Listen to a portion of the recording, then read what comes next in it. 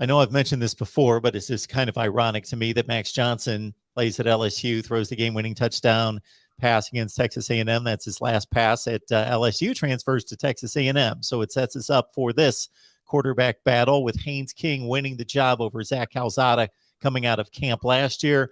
Unfortunately, just got into that third game against Colorado. So it sets up a mobile playmaking kind of guy, potentially dynamic in Haynes King versus more of a pocket passer in Max Johnson.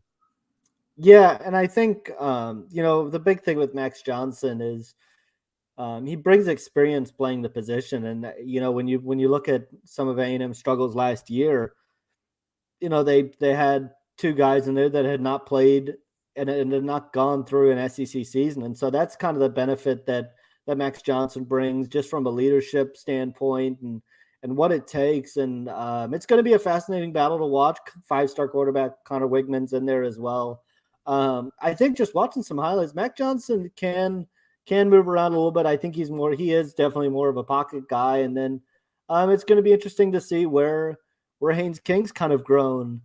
He hasn't obviously got a lot of action. We saw him for those first couple of games last year.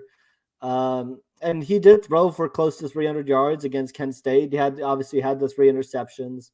Now, when you talk with Jimbo Fisher, he'll certainly add that a couple of those interceptions weren't necessarily on Haynes King.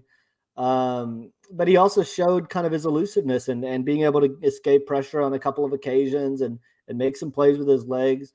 So, they are two different types of quarterbacks, but I think from A&M's perspective, they're in a much better spot this year in terms of the quarterback position, because you have a couple guys that I think you would be comfortable turning to and having success with.